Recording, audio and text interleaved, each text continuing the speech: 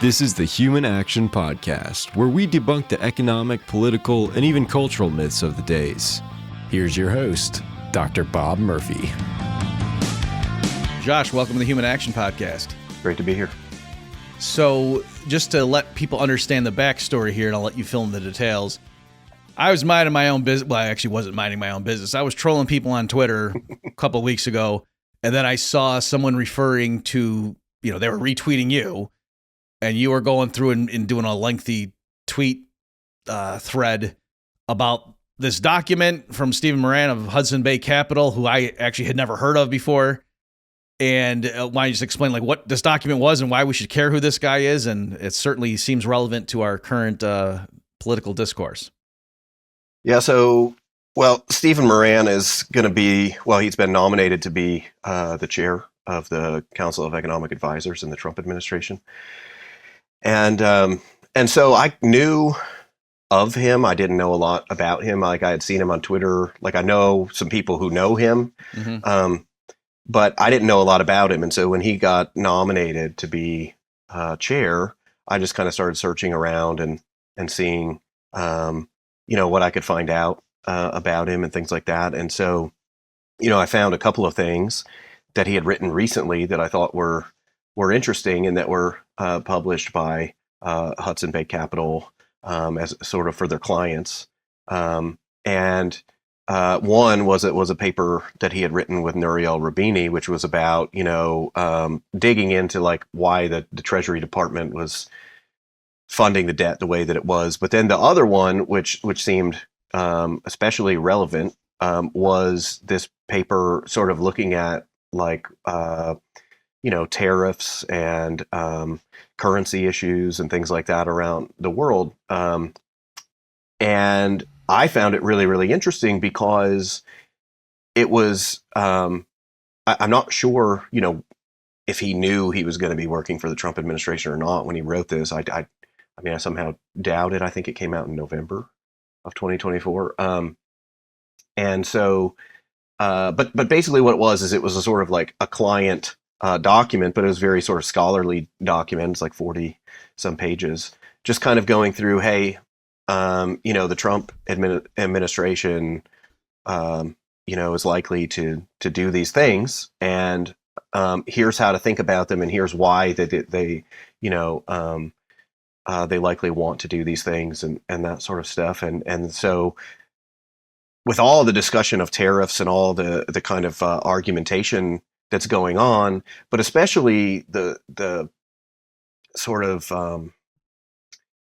the narrative about what in the world is the administration doing? I think that's a common question that you see economists and other political commentators doing, and there's all that discussion, and sort of my frustration was okay, we have a guy who's going into the CEA, and he wrote this paper, and this is how he thinks about these things. And so maybe we should actually look at this paper and then and try to figure out what they're thinking by actually listening to the people in terms of what they're saying, rather than try to speculate on, what's the real motivation here? Yeah, and we should mention too, I don't think you did that. He's got a PhD in economics from Harvard, I think. And yes. Yeah, so this guy's he's serious, and he's got some background with the Treasury and so forth. So yeah, as you're saying, it went from, oh, wow, Trump's just shooting, in my mind, I'm saying, it went from, Trump's just shooting from the hips, trying to negotiate with people with tariffs. And, I was using an analogy. It's like a guy going into a bank with dynamite strapped to him. And if they believe your bluff, then you might walk out with money. But, in general, strapping dynamite to yourself is not the way to improve your financial position. But then, reading this document, I realized, oh, no, there's definitely a theory behind it. And presumably, if Trump tapped this guy to be the head of the CEA, then he's probably behind the scenes already, even though he hasn't been formally confirmed, guiding a lot of what the Trump's administration's decisions are. So I was thinking, do you want to, Josh, just go through this document and hit some of the key points? Yeah, that works. Okay. Do you want me to say what my big picture summary, or do you want to say what you thought his overarching thesis was? Well, why don't you do it, and then I can and then maybe we can just kind of go a little back and forth a little bit in terms of how we kind of see this, because I think one of the reasons that I actually kind of dug into it when I found it is that I had been writing about and thinking about like some similar issues related to the international monetary system. And so it was kind of fascinating to me to see somebody else kind of touching on some of these similar things, because among academics, I don't see a lot of them talking about it.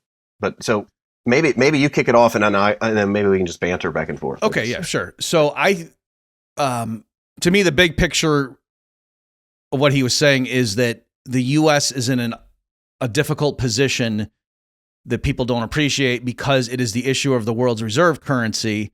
And what that means is, especially as the U.S., as its share of global GDP has dropped, since the 60s, that because other countries want to accumulate dollar-denominated assets to serve a reserve function, that makes it difficult for the U.S. The U.S. is almost being forced to run current account deficits, and hence there's these pressures, and so that leads to our manufacturing base being offshored. And so rather than looking at it as like, oh yeah, just U.S., I guess the workers can't compete or whatever, we just don't have what it takes anymore. We should focus on building up our skill set or something. His point was, no, the deck is stacked against us, and so we have to reform that. And then a lot of what he went through was the argument about why smartly using tariffs and then understanding how those can lead to changes and can strengthen the dollar, and mitigate the impact on U.S. consumers. That standard economic theory, and he cites all kinds of papers, showing this is the way forward, where we can sort of continue to be the world's reserve currency, because that's what President Trump has said he wants to maintain the situation, but making it so that other countries bear more of this burden of the U.S.'s duty or role in issuing the reserve currency, rather than having our manufacturing sector be the one to bear the brunt of it. Yeah, and I think that I think this is an underappreciated point in general, that that makes it difficult to kind of talk about, right? Because the standard kind of arguments that I see are just like standard textbook arguments, and there's nothing wrong with the standard textbook arguments. But I think that he's bringing up this very important point that a lot of these standard textbook arguments are sort of, there are a lot of things they're taking for granted, just sort of in the background. And then if you apply them to the vast majority of countries, actually probably every country other than the United States, right? Then this probably works pretty well. But that the United States just has this unique role. And I actually think there's two issues here. The issue is that you've got the US dollar is the global reserve currency. And so all this trade is denominated in dollars. But then also the US Treasury is the global reserve asset. So all these foreign central banks and things like that, they're not just yes, they're sitting on dollar reserves, but they're not literal dollars. They're using dollars that they have to buy treasuries. And then this leads to a couple of things, is that as these countries grow, their demand for dollars and their demand for treasuries are growing along with it. And so the only way that the U.S. can provide those dollars to the rest of the world is by running, current account deficits perpetually. And if they're not running large enough current account deficits, then it actually is going to lead to an appreciation of the dollar, which is, which is good for U.S. consumers, but it's really bad for manufacturing, right? Because it's good for U.S. consumers because all these foreign goods get a lot cheaper. But it's bad for manufacturing, at least at manufacturing employment in the United States, and because that also means that foreign labor is cheaper. It also means that operating on foreign soil is cheaper because your dollar is gonna buy more. And so the premise that he's basically saying is these current account deficits have to happen because the dollar is a global reserve currency. And when you're not providing enough dollars, then the dollar gets artificially, kind of overvalued just because of its role as a global reserve currency. And then this manufacturing gets offshored. And then the second issue is that it's not just the increase in demand for dollars, there's also this increase in the demand for U.S. treasuries. And what we've seen, over the last, 25 years is that kind of what happens is that if the U.S. isn't borrowing, if the U.S. government is not borrowing enough money, right, then treasuries get bid up, yields go down. But how do politicians respond to those lower yields? They say, well, we should do this or we should do that. Look how cheap it is to borrow. Like, it makes tons of sense to go out and build this bridge that we don't need because we're borrowing at, really, really low rates.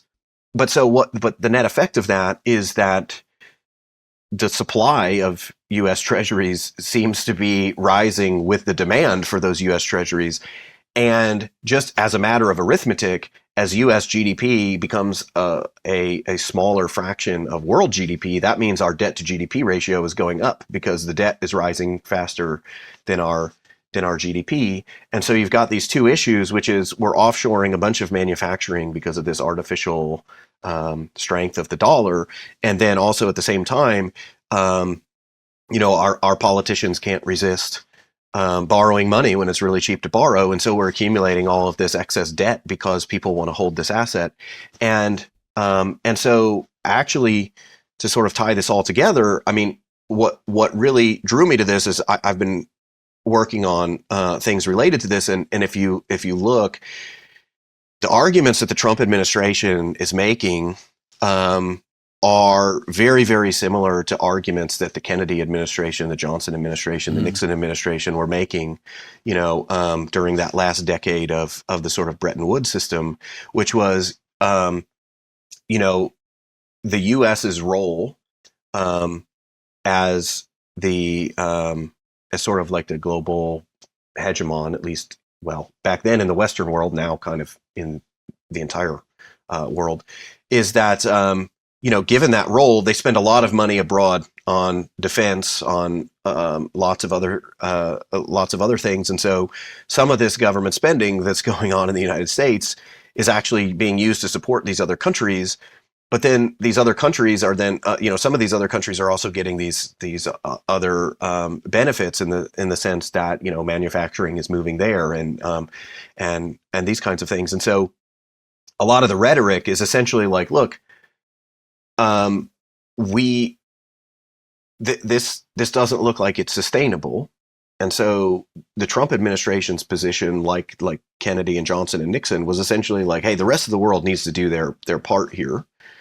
Because this is imposing costs on us. Now, of course, the rest of the world looks at this, and it's the same sort of story. So back in the 60s and early 70s, the rest of the world was going, yeah, but you get all of these benefits from the dollar being the global reserve currency, and you hear those same arguments now. So the counterpoint to this is that these other countries make is, well, sure, there are costs, but you also get benefits, right? Like you don't have to worry. You don't face a severe debt constraint as any other sovereign country would face.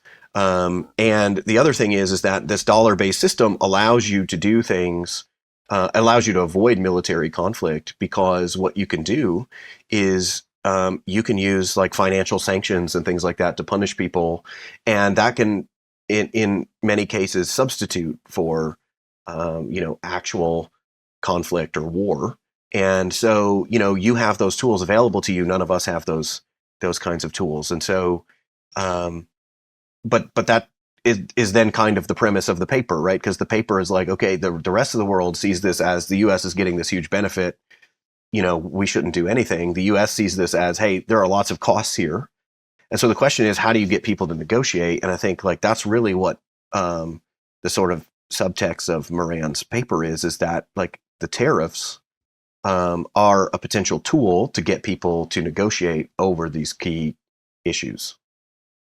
Okay, great. So yeah, a lot there. I mean, maybe before, Josh, you and I get into some of the more wonky economist geeky stuff, just big picture, because I think maybe some of the listeners might be puzzled by the stance we're taking. In general, there is a libertarian free trader kind of perspective that challenges the notion that we should care about manufacturing jobs. And so it might, and this kind of ties into what you're saying, like why the rest of the world might be saying, what are you talking about? You guys are complaining that you're the world's reserve currency. You guys get to export $100 bills and we send you cars and TVs. Like that's, from your point of view, isn't that a good deal? Well, if we would take that deal, it's just the world won't accept euros or the yen or, let alone some other smaller countries' currency as the world reserve one. So, how do you feel about that? In other words, to say it would be a good thing if all we had to do was print $100 bills and everybody would just send us stuff for the rest of time. It's just maybe that's unsustainable or something. But why are we talking about having our workers have to build stuff in factories from a certain angle is actually a cost? If we could just get all the goodies without having to expend labor, wouldn't that be nirvana? And so anyway, can you address, because this is a key disagreement between like a lot of the Orrin Cass types, would they castigate as naive libertarians who only can see 2 feet in front of their face? Well, I think this gets to a really basic sort of fundamental difference that I don't know how it can be reconciled. Like when you look at debates on trade, I mean, forget the issue about the reserve currency, for example. Like you have people who have debated this for years, and I don't see how either side can convince the other. Is that there are people who will say, look, I'm all for comparative advantage, but like if France is subsidizing whatever industry and that's the reason that they have this cost difference, that's not really comparative advantage, right? And so we should reciprocate, right? Mm-hmm. But then there's another position that says, look, if they want to subsidize that production to give us cheaper goods, then who cares?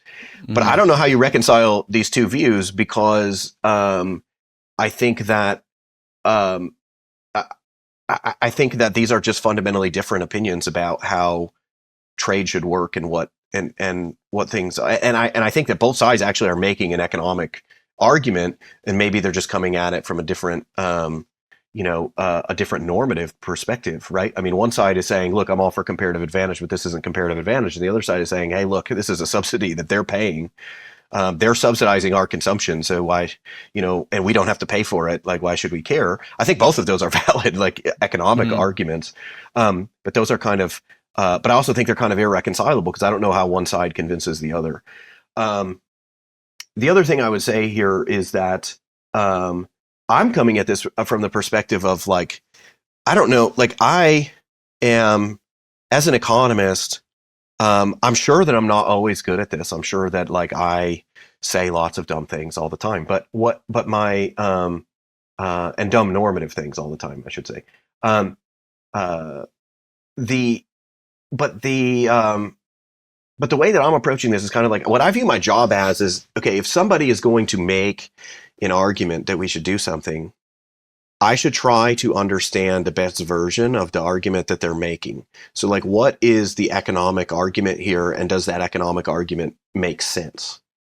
And I think that that is essential, because so much of the commentary that I saw, and one of the reasons that I started kind of talking about this, is that so many people, like there was a meme out there that was kind of like, Trump just likes tariffs.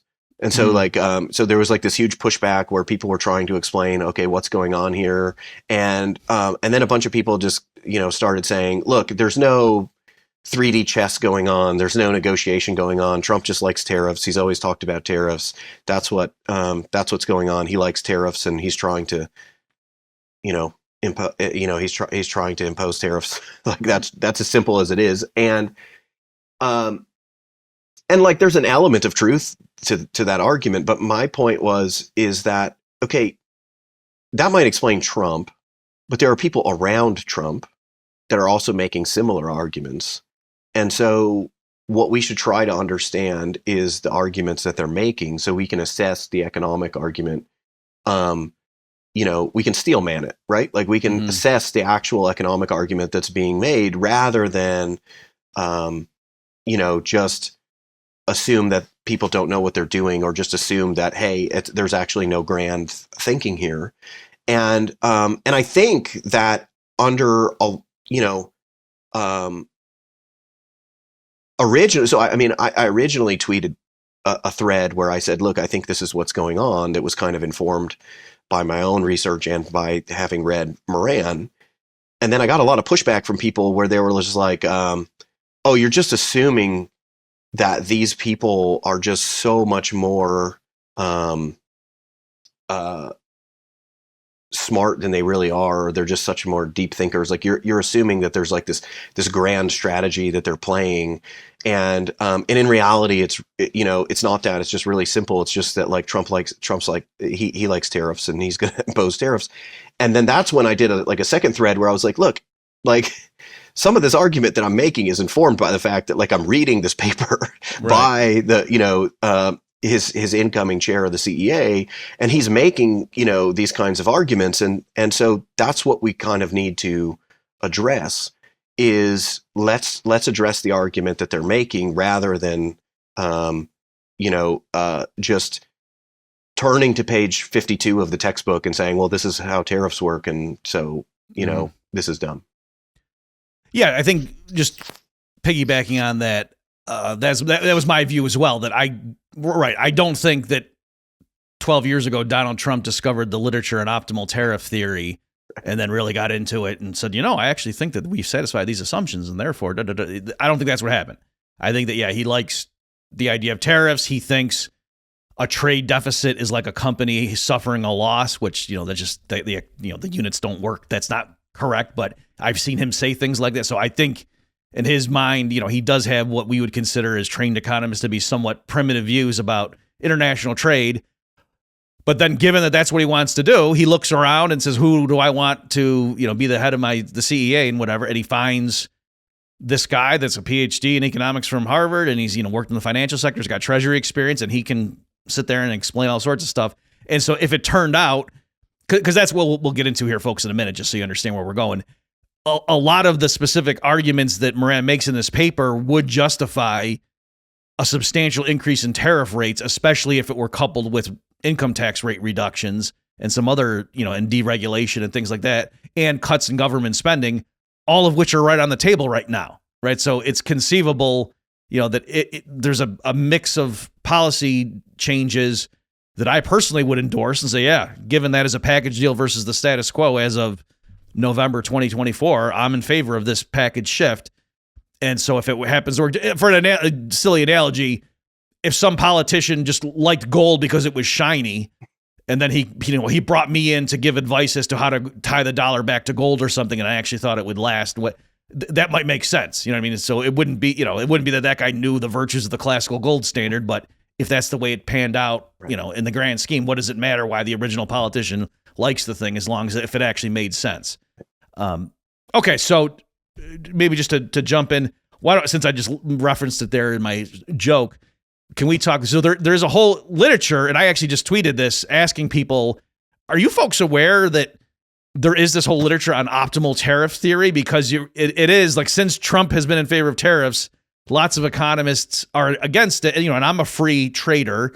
I like Bastiat and, petition the candle makers and all that stuff. So I'm not in favor of tariffs, but I'm not in favor of any taxes too. And so sometimes I wonder if the economists, especially now that they're recoiling against Trump, are overplaying their hand and making the public think that, no, it's crazy. Anybody who's in favor of tariffs is an idiot, when no, there's this whole literature going back, I think, to the 40s with Calder, right? That there is, they're under certain assumptions, you can justify a tariff. So I don't know if you want to riff on that. Yeah, I think, well, this is actually a frustration. I mean, even before I really started thinking about this more in depth, like this was actually one of my frustrations in like the first Trump administration was, like I occasionally teach international trade. And when I teach international trade, when you talk about tariffs, every textbook sort of has, the base case is sort of like the small country case, right? And in the small country case, essentially the entirety of the tax is paid by the consumer, the domestic consumer. And the reason for that is you're a small country, you're a relatively small fraction of demand. So you levying this tariff on these foreign imports, that's going to reduce your consumption of that good, but that doesn't really make that big of a difference in the grand scheme of things because you're just a small customer. And so you end up paying most of the tax. That's just basic tax incidence, right? Like you're more sensitive than the supplier. And so you end up paying more of the tax. So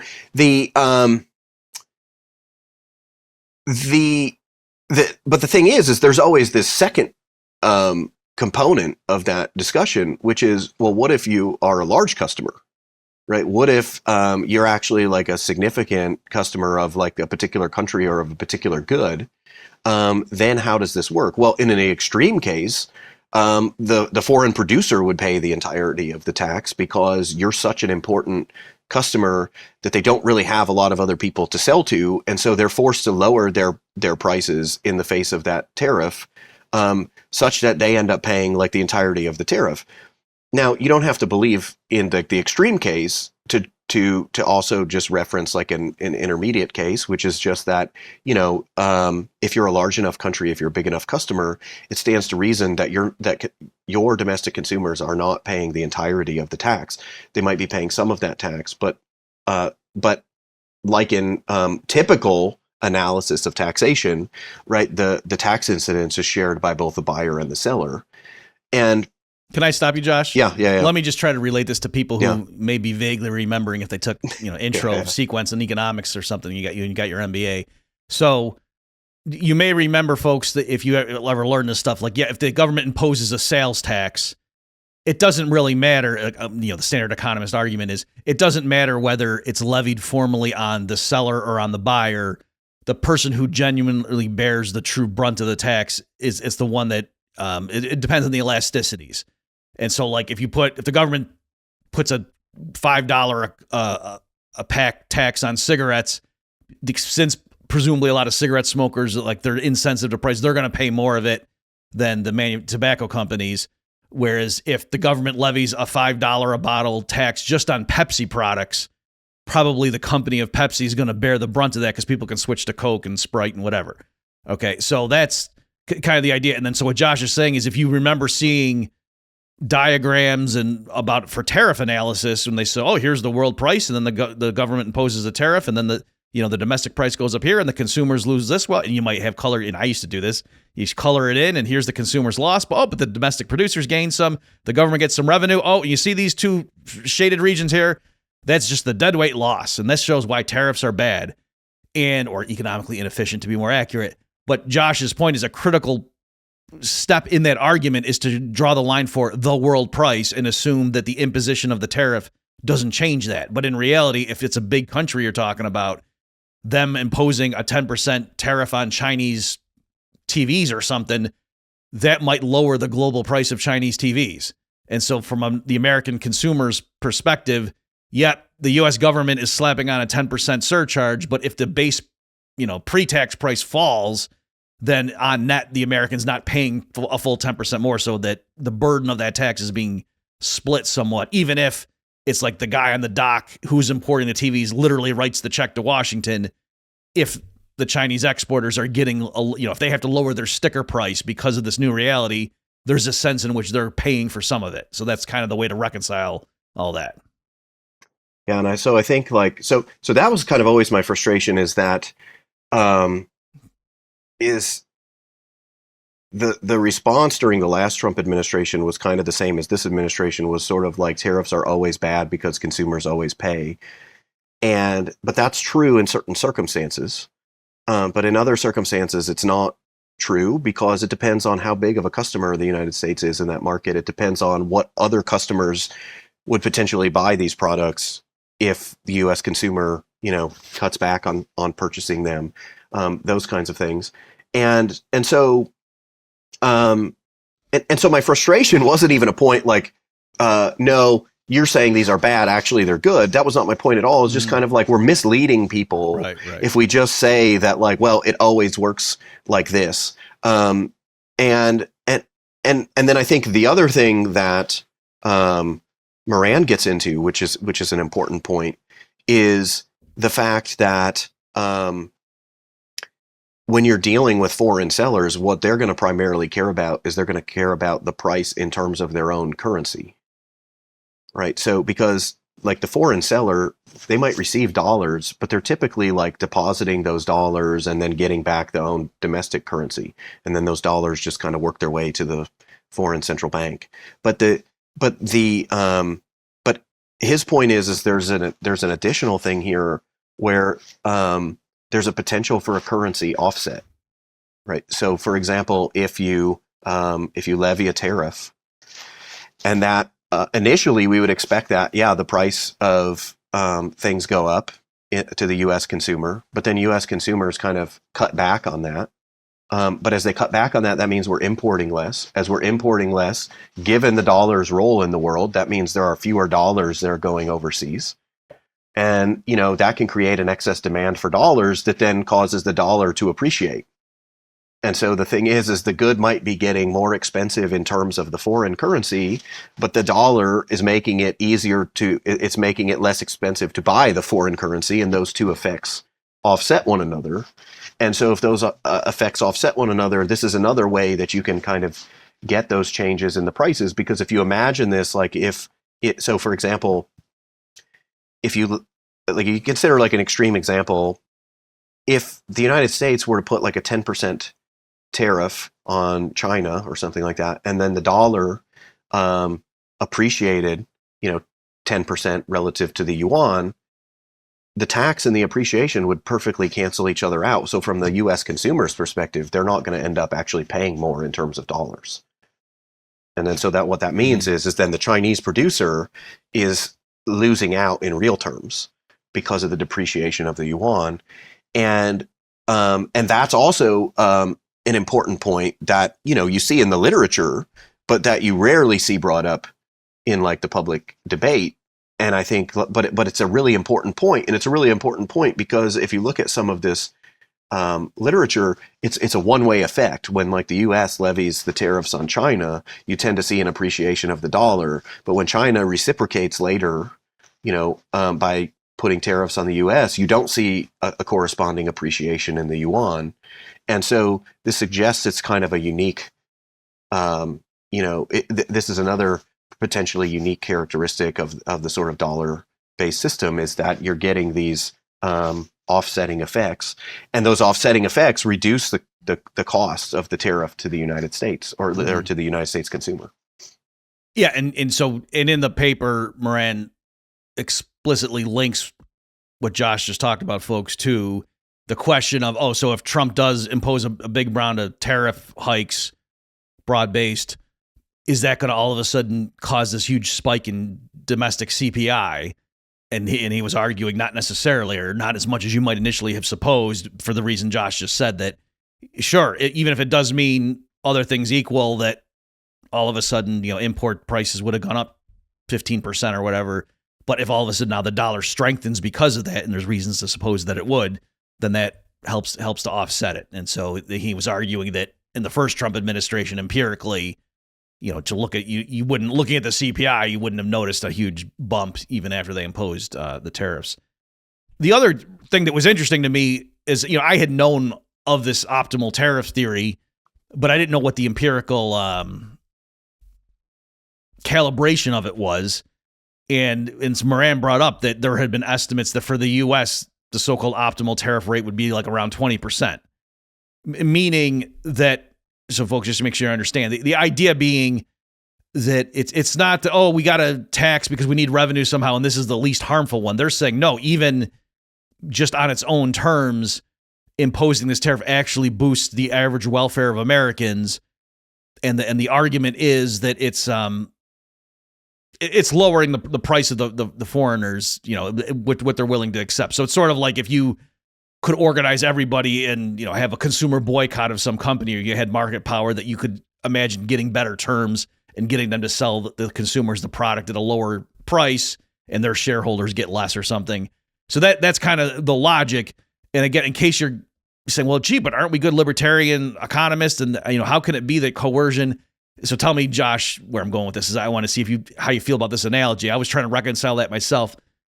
And, you can be against something just on principle and say, hey, if it's a violation of property rights, it's illegitimate from a libertarian perspective. But in terms of the economic analysis, I was thinking it's the issue is because it's the costs are borne by foreigners. And so if you're just drawing a boundary around the U.S., so like by analogy, you could draw up a model where the U.S. government levies a tax on Americans of $10 a head, raises some money, hires a bunch of soldiers. They go into Canada, steal some oil and bring it back. And you could say, see, Americans on net benefit from that. The benefits exceed the costs. And, insofar as the assumptions go and there's no retaliatory airstrikes or whatever, that might make sense. But clearly it's the gains to the Americans there are outweighed by the losses to the Canadians, all things considered. And so I think that's, partly. So that's why levying taxes on Americans against, American firms isn't going to make America richer. But you could come up with this hypothetical scenario where an optimal tariff, even though technically it's taxing American consumers, ends up making Americans on net richer because the costs are borne by people that you're not including in the cost benefit analysis. So that was a long filibuster there. How do you feel about that? Yeah, well, I think that it's one of these things where, so many times I think that we're sort of biased by the status quo. Mm-hmm. And I think that if we're just thinking about the tax system in general, if you think about what the objective of the tax system is or should be, typically, let's just imagine you have a revenue target or something for the federal government. Ideally, you would, given that revenue target, what you would want them to do is minimize the cost of the tax, right, on the population. Mm-hmm. And so if you could, implement optimal tariffs and then sort of flatten the income tax or lower income tax rates, that could potentially make people a lot better off because you would avoid the deadweight losses associated with sort of progressive tax system, while at the same time, not having to necessarily sacrifice revenue in doing so. And given this, sort of optimal tariff literature, that it's not going to just be replaced by a cost to the consumer, because I think that's how it's generally presented is, well, sure, we could have higher tariffs and lower income taxes, but that would just mean that you pay less taxes and less income taxes, but higher prices. And I think what this literature is saying is well, that trade-off is there, but in navigating that trade-off, the optimal tariff rate isn't zero. And in fact, in his paper, he's arguing that it's higher than I think most people would imagine it to be. And so, that's kind of what you're trying to do is you're trying to balance out these two different incentives. And I think that's kind of the issue is thinking about all of these different things and what the trade-offs are with these with these kinds of policies. And so I think if you favor smaller government and you believe his argument, then I think that you would be in favor of higher tariffs and lower income taxes, and maybe even and to the extent that we have debt, also potentially coupling that with reductions in government spending. Mm-hmm.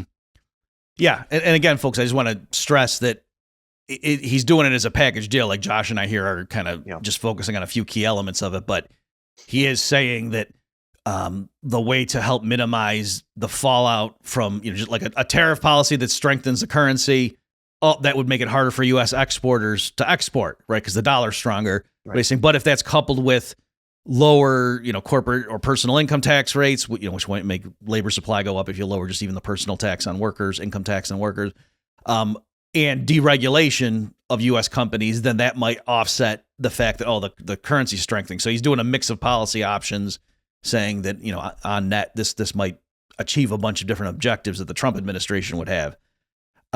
Let's see, what did I want to talk about? So he also gets into this issue of the retaliation. And so probably just for completeness, Josh, let's hit that. So some people might say, okay, fine. Yeah, you guys are focusing on if the U.S. were to raise tariff rates.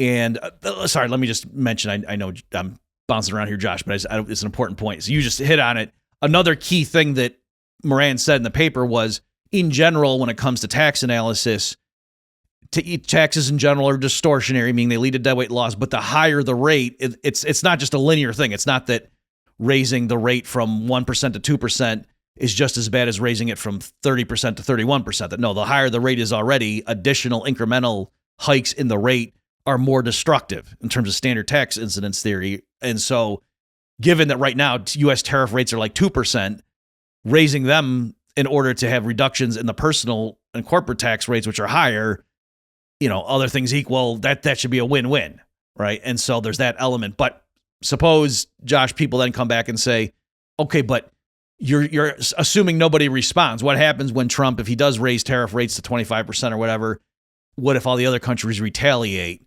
And so don't you need to take that into consideration? Well, I think there are a couple issues too with that. Is that, like as you said, the U.S. effective tariff rate is so low relative to other countries that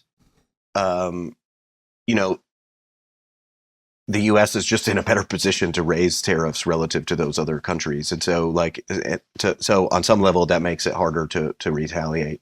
The other issue that I kind of mentioned before too is that this currency offset seems to go in one direction. It seems to go for the United States and not necessarily for these other countries, which means retaliation might actually be much more costly for them than the initial tariffs on the U.S. But I think that, but then also one of Moran's points as well is that, when you get into this optimal tariff literature, like what really matters is like whether you are like how big you are, right, as a customer. And his basic point is like, well, the U.S. is sort of like the end consumer for like a lot of the world. And not just that, but like the U.S. consumes more as a percentage of GDP than a lot of these other countries. And so these countries that are more reliant on export industries and are sort of less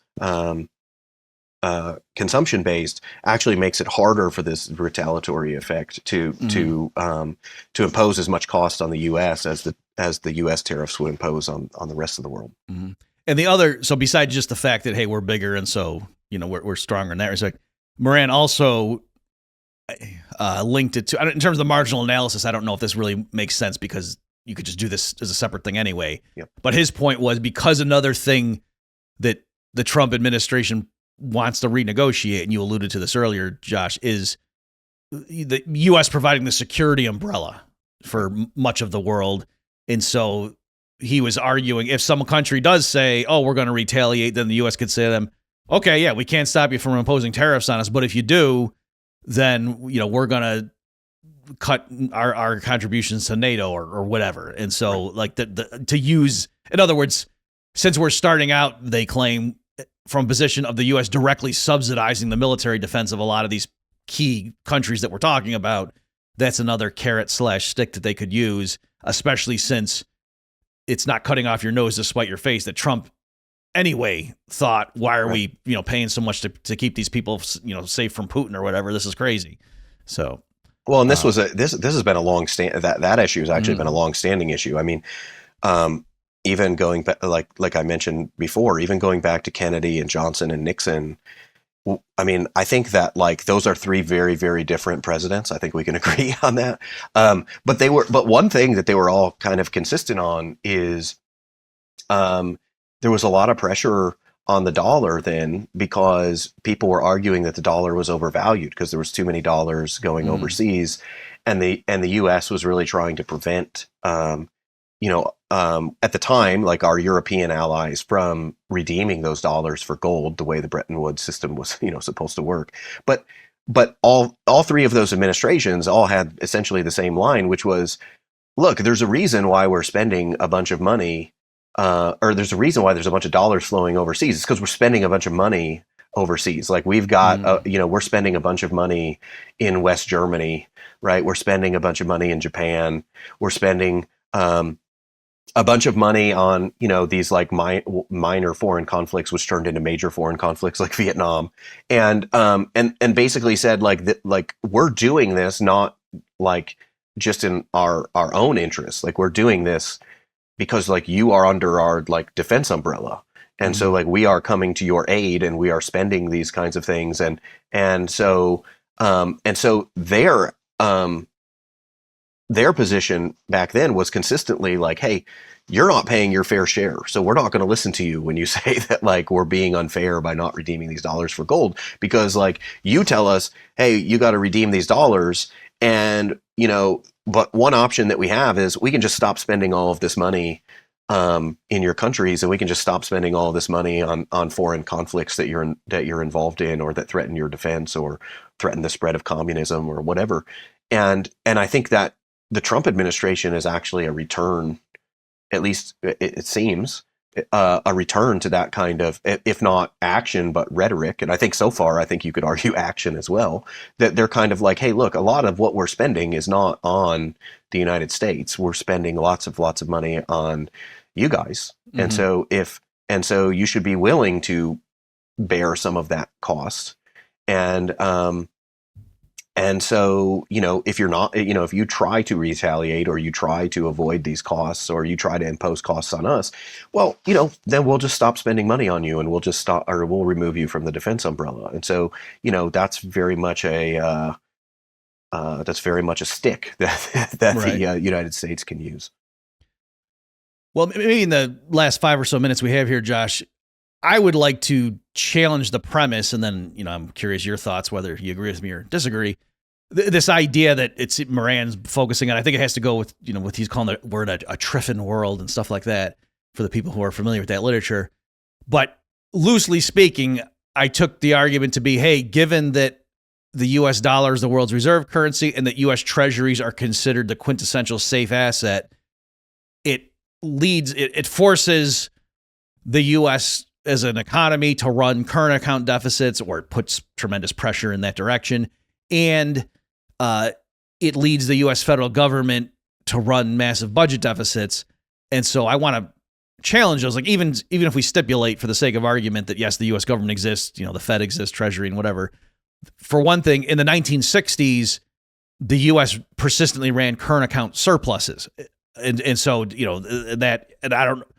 I don't know how they handle it. They say, oh, well, it's because technically, like, gold was kind of the reserve currency, and the dollar was just a package for it. I don't know how they handle that, but I'm just saying it seems to me that a hard money that's the world reserve currency doesn't mean your country has to have current account deficits.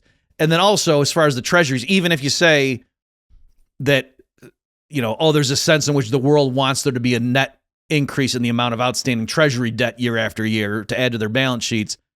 Okay, but that doesn't mean the U.S. government has to keep spending more. They could just do tax cuts. That's one way, to continually run up the debt. And then also, strictly speaking, they could issue treasury bonds and then, have a sovereign wealth fund or something, or buy a strategic Bitcoin reserve. So it doesn't even have to be that they're spending money on, current services, and then, they're not taxing enough, and that's why the debt's growing. It could be they issue gross debt, but still, in terms of their net financial position, the U.S. government doesn't need to be getting deeper into debt year after year, even if we stipulate the rest of the world wants to keep accumulating more and more treasuries. So how do you feel about that? Well, first off, with respect to like the sovereign wealth fund, I actually think this is so Trump has sort of signed an executive order tasking the Secretary of the Treasury and the Secretary of Commerce with, exploring a sovereign wealth fund, establishing a sovereign wealth fund. I mean, we'll see how that goes. But I think actually this is part of the reason behind that. So if you listen to a lot of what Besant is essentially saying, look, we've got to do a couple of things. We've got to get deficits down. And he has said publicly, like, deficits can't be bigger than 3% of GDP. And then but the other thing is, like, Besant has also talked about lengthening the maturity of the treasuries. And the idea there being is that generates kind of more buy-in for people who own these treasuries, because now you're more tied to the long-term future of the United States, because you're bearing some of the risk associated with that long-term debt. And but I think that if they do that, and if they're successful doing that, what that's going to mean is there's going to be less U.S. government debt created. And if Moran's argument is correct, that means yields are going to start going down on treasuries. And I think that the way the Trump administration is thinking about this is, rather than allowing those yields on government debt to encourage politicians to just promise more G, right? Mm-hmm. Maybe what you do is instead you have a sovereign wealth fund who can just issue debt and at the same yield as the Treasury, because it's basically would be operated by the Treasury, Mm-hmm. and then use that artificially low yield to then go out and buy assets, and that potentially solves a couple of problems to the extent that you buy foreign assets that provides the dollars abroad that foreigners need, and then also you're not just creating wasteful government spending. Like you can actually earn a rate of return because of your artificially low borrowing rates, and that higher rate of return, would accrue to the Treasury, and so therefore, like that could help pay down the debt, or that could help lower tax rates, or things like that. So I do think that that's an aspect of it. I don't know if they're going to do the Bitcoin thing or not. But I think that's also like what they're sort of thinking is like, look, it's kind of a bet that if they were to do that, and actually, I mean, maybe that's the way that they will do a little bit of that, is maybe they do that through the sovereign wealth fund. Is I think the thinking is like, if Bitcoin is actually going to be a thing that's long run sustainable, its price is going to be much higher in the future than it is right now, because that would require a lot more people to own Bitcoin, and there's a fixed supply. So if a lot more people are going to own Bitcoin and there's a fixed supply of Bitcoin, then the price is going to be a lot higher. And so if you buy it now, you're sort of making a bet that like, hey, this thing is going to be a bigger deal in the future, than it is now. And so we could profit from that price appreciation. But also it would send a signaling value, I think, to people that like, that, would have, at least in the short run, a sort of self-fulfilling aspect to it, where people are like, well, wait a minute, if the US government is going to buy this, Right, then that kind of gives a permission structure for other people to buy it as well. And I mean, if you think about it too, the other thing is like, if you think about why the US is so protective of their current system, it's because most policymakers think that like, hey, the US Treasury is the global reserve asset.